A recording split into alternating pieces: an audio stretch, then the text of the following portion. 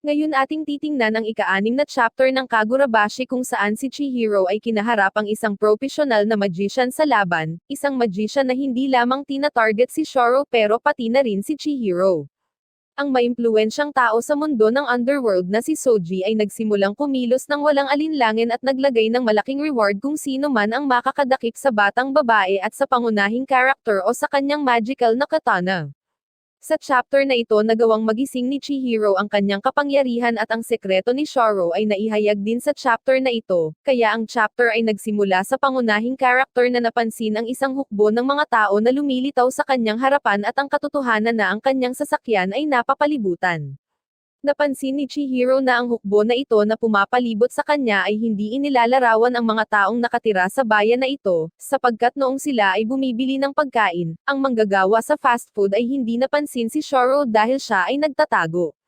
Kaya ito ay nangangahulugan na sila ay nandito para sa kanila at si Chihiro ay inihahanda ang kanyang sandata, pagkatapos ang mga taong pumapalibot sa kanila ay nagsimulang maging aktibo, at ang hukbo ay mabilis na patungo sa sasakyan ni Chihiro. Sa pagsalakay nila sa sasakyan ni Chihiro isang hindi maipaliwanag na bagay ang nagsimulang lumitaw, hinahadlangan ang kanilang labasan, pagkatapos na hawakan ang batang babae, ang pangunahing karakter ay nakalabas sa sasakyan sa tulong ng kanyang katana. Sa sandaling siya ay nasa kalsada, hinarap ni Chihiro ang magician na umatake sa kanila, tinitiyak sa kanila na sila ay walang tatakbuhan, dahil ang maimpluwensyang tao sa underworld na si Soji Kenichi ay handang magbayad ng anumang halaga sa sinumang makakadakip sa batang babae pati na rin sa magical na katana.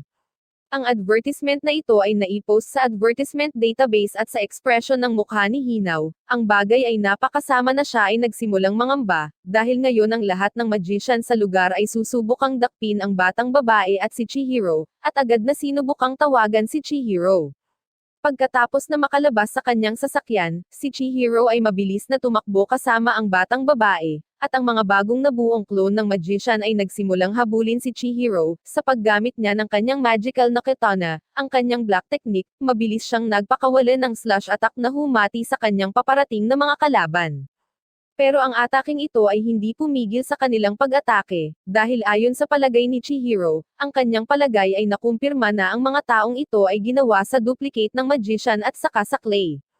At sapagkat ang layunin ng magician ay hindi lamang si Charo pero pati na rin ang magical na katana, sinabi ng magician sa atin ang tungkol sa kapangyarihan nitong malalakas na sandata, sinasabing si Chihiro ay walang gaanong karanasan sa paggamit nitong makapangyarihang sandata na nangangahulugang siya ay walang pag-asang manalo. Speaking sa mga magical na katana, habang siya ay nagsasalita tungkol sa mga magical na katana, isang panel ang ipinakita sa atin at kung ano ang magagawa ng 6 na magical na katana, at marahil ang kapangyarihan ng 6 na katana ay naihayag sa atin. Ito ay ang hangin, tubig, lupa, ice, at kidlat. Muli ipinakita sa atin na salamat sa mga katana na ito ang digmaan ng city ay natapos, ito ay nangangahulugan na kahit kung anumang nakakatuwa ang sinabi ni Kunishigi, ang kanyang mga katana na ginawa ay makapangyarihang sandata, at ang paggamit ng katana sa kasamaan ay gagawa ng isang malaking sakuna. Pero ano paman, sa mga oras na ito, si Chihiro ay napapalibutan, at habang sinusubukan niyang makatakas at sa parehong oras ay pinoprotektahan ang batang babae, isang pangkalaban ang mabilis na lumapit sa kanya. Sa mabilis na sandali, hinawakan niya si Chihiro, muli mabilis na naihayag ang pinaka-nakakatakot na alaala ng pagkamatay ng kanyang ama, ipinapakita ito ng paulit-ulit, sa isip ng pangunahing karakter ang nakakatakot na alaala na ito ay naulit ng ilang oras pero sa realidad tanging 4 na segundo lamang ang lumipas.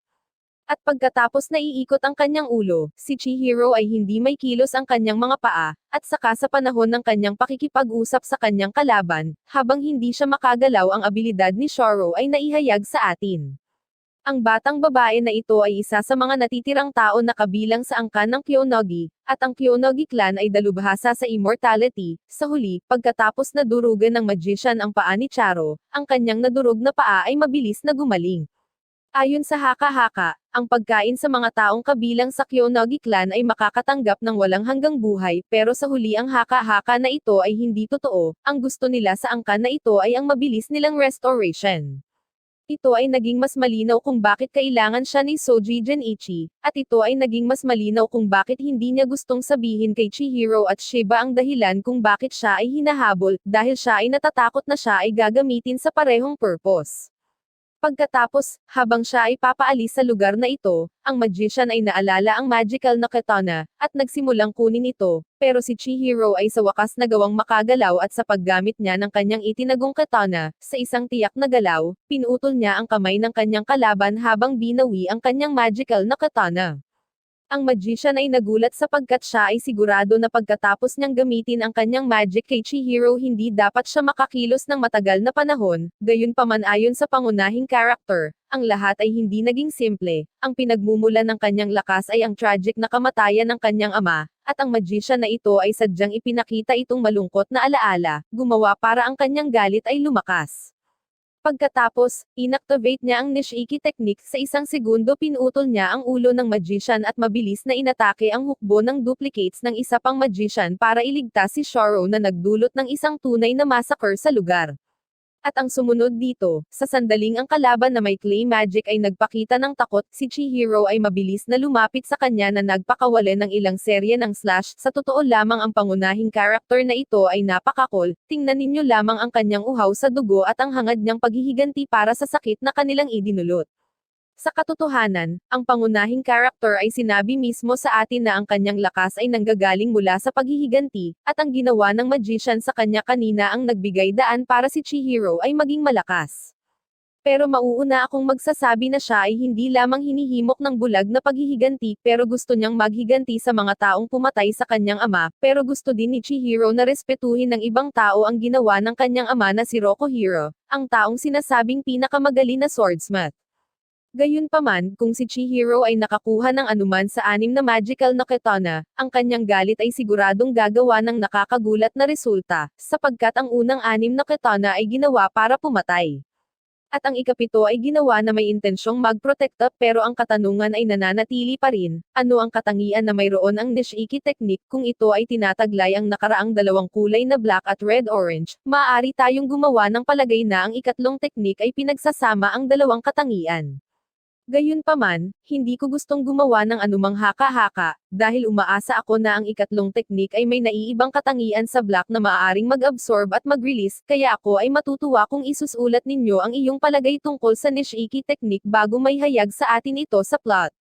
Samantala, ang magagawa lamang natin ay maghintay sa bagong chapter na may bagong porsyon ng kagalingan, at ito ay mangyayari sa lalong madaling panahon, kaya dito natin tatapusin ang video natin ngayong araw. Kung nagustuhan mo ito, huwag kakalimutang mag-iwan ng like, at mag-subscribe sa channel para sa iba pang anime content. Maraming salamat sa panunood at magkita-kita tayo sa susunod kong video.